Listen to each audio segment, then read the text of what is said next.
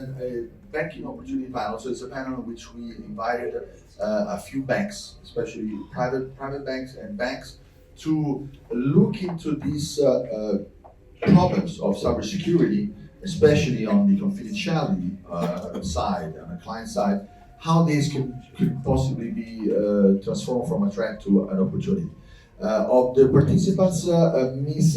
Viewek from the Sberbank, the largest Russian bank, CEO for Switzerland, could not attend. She sent a message. We have instead Kai SCHRAMM, which is Vice President of Security Architecture from Credit Suisse, which is invited to come to the floor. And we have Paul Foster, which unfortunately couldn't attend, and he sent a video registration of his intervention. So I would just introduce with a question to Kai in this regards, and then afterwards play the video of Paul, which was stuck in UK.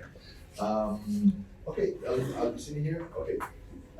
Thanks to Kai for joining us also on a short notice, and also all your team that looked into our initiative. So, Kai, of course, we read, there are news about Bezos. There is news about,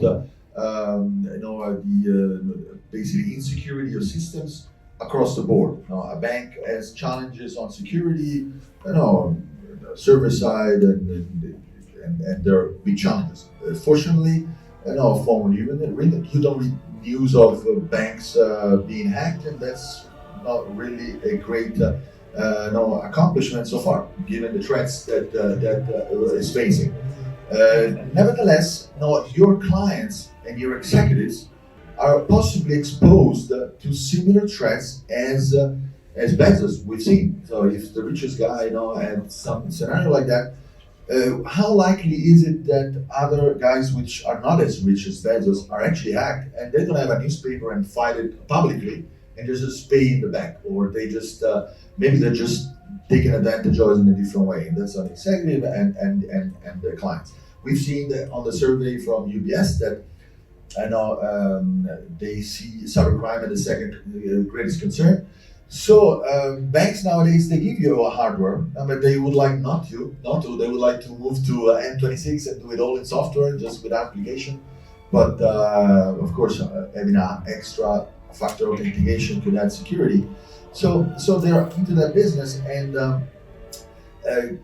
so is there, aside from the threat of especially on the confidentiality side, so the confidentiality of communications within a bank, confidentiality of communication between a client and a bank, between a client and its own associates, could there be opportunities? Is the challenge too great? Could the opportunities have Trojans in that? So could, like, if banks get into, Bank of America sat with BlackBerry, the CEO of Bank of America sat with the CEO of BlackBerry, discussing how BlackBerry would like to go back and make their own devices to offer it to large banks. And but then is this, there are risks, there's opportunities, anyway, take it as a wider field of threats and opportunities on the client side, confidentiality, in the private banking. Thanks, first of all, for inviting me. You asked a lot of questions, so I need to think about, what I should answer first. First of all, one statement I have to make that's very important. I'm not representing Credit Suisse right now. Some of these things, actually everything I say is personal, based on personal experience and personal opinions. So don't think, these are official Credit Suisse statements, because otherwise would have to go through a proper communication channel of Credit Suisse. So to answer one of your questions, are there risks, about confidentiality when it comes to end clients of Credit Suisse, but also internally? Yes, absolutely. Absolutely, these threats exist everywhere. That's a big, huge issue. It's not only confidentiality, it's also integrity. A big thing that really disturbed us a few years ago was the attack against the Bangladesh central bank. A lot of you know probably about that one. So that caused a lot of turmoil, how we can actually ensure not only confidentiality of transactions, but also the integrity end to end. So from the terminal of the trader all the way to the receiving side. So There are a lot of different threats. One of the biggest challenges for us as a bank is, for conventional bank like Credit Suisse, I'm not talking about internet banks, but they also have that issue. But for a conventional bank like Credit Suisse, that's under huge cost pressure. How can we balance our spend in security correctly? Should it just be, how do we prioritize our spend, especially if the actual portfolio that we spend on security capabilities is reducing from one year to the next, to the next, to the next. So it's very, very challenging. And there are different drivers to do that proper prioritization that can be based on risk, that can be based on innovation, that can be based on new opportunities, as you said, because we are fully aware of the fact that for clients, in particular ultra high net worth individuals that are very, very rich, they are probably fine with having something that adds an additional layer of security to their to the way how they interact with the bank, right? For the wider, I would say, retail clients, the acceptance to security and to additional factors of authentication is not as high as one would think. So our experience is they don't want to have a token next to a smartphone, right? They don't want to use a smart card reader. They want just to use their phone and use it right away, right? They want to use a virtualized credit card on their smartphone. They don't want to have additional factors that slow them down. And that's actually very hard for us if we see new banks like Revolut and so on, in the way how they do business. It's very tough because we have to convince our legal department, our risk department, that that's also what we have to do, right? Also, me with my security background, a few years on my back, we have to think, how we change our business and how we can also make our clients happy, and at the same time, so happy in terms of, it's convenient to use our banking products, at the same time that it's secure, right? So then there are other additional layers of control that can achieve that, like anomaly detection, fraud detection, and so on, right? So even if we don't have biometric-based multi-factor authentication in the first place, there are other means how we can achieve that. Right? Hope I answered your questions a little bit. Yes, absolutely. And I think you went much further ahead and now exploring now the opportunities and the threats. So, yeah, it does seem like it is a complex environment, and also there's competitors which are moving away from hardware to provide security, both on the integrity and confidentiality. Because let's not forget, authenticating on a device or on a transaction is a requirement for confidentiality as well, because if someone else authenticates itself, then he could actually impersonate you, and so and actually read the track of your communications.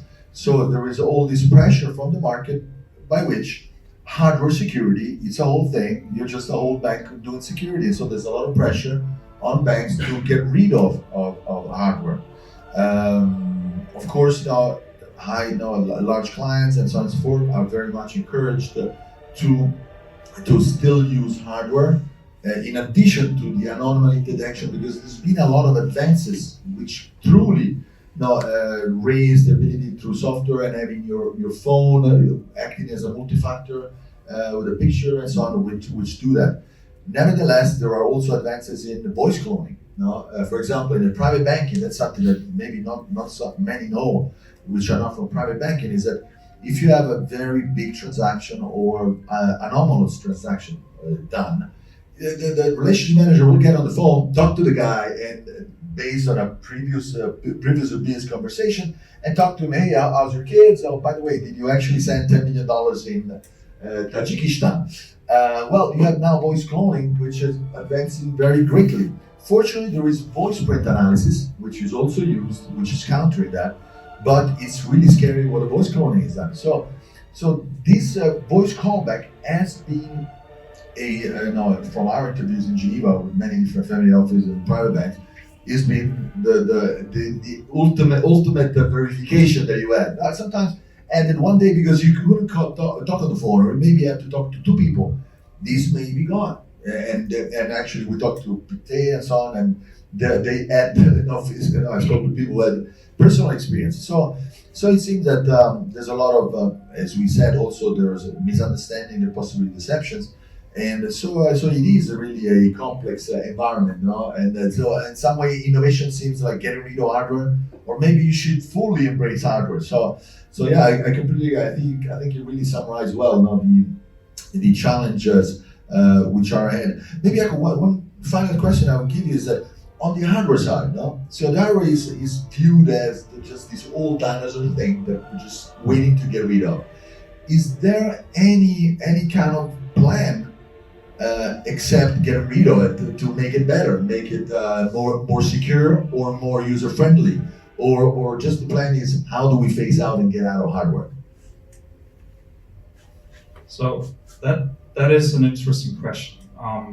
So like a lot of other banks, we have been looking into cloud, for example, completely software-based, everything is software, right?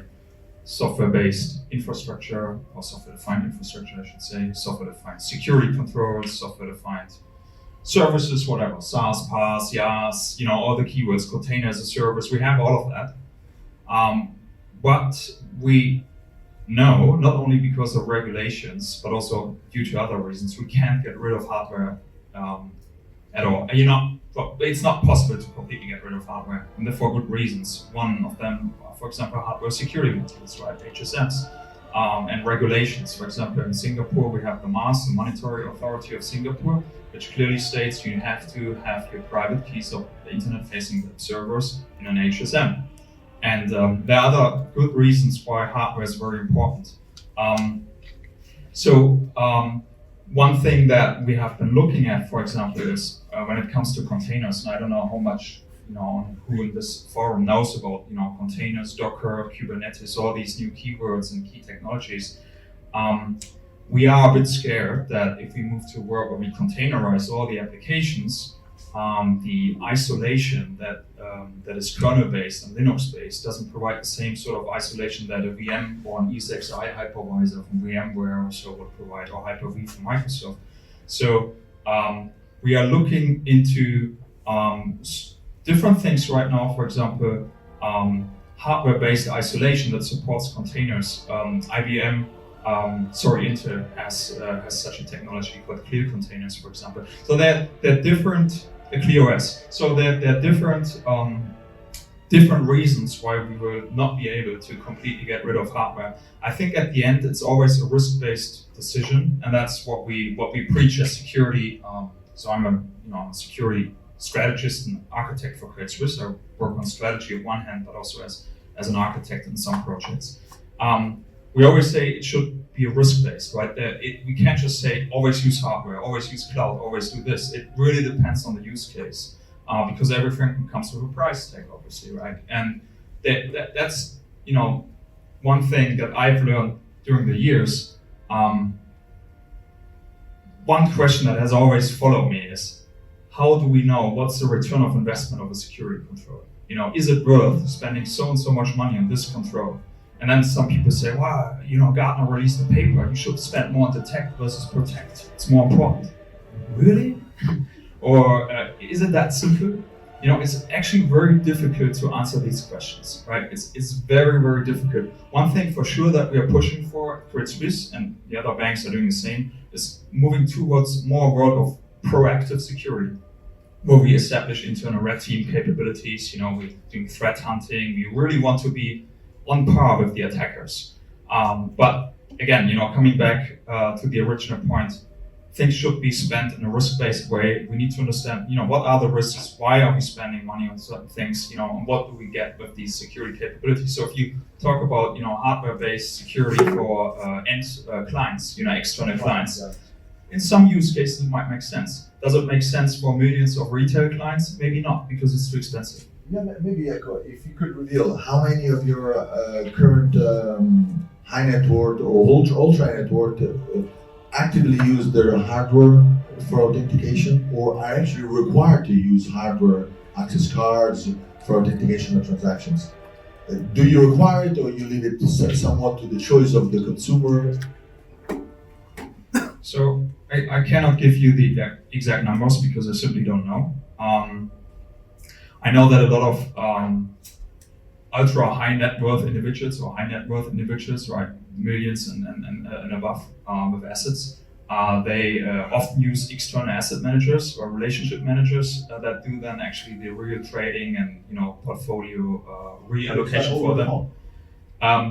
No, they often meet privately. It can be over the phone, but I can't give you all the details here. Sure. But in these cases, usually it's token based, with additional multi-factor authentication, and they're hardened and secured systems that go through very strict pen testing, risk assessment processes, and so on, periodically for such use cases that could lead to a very high business impact.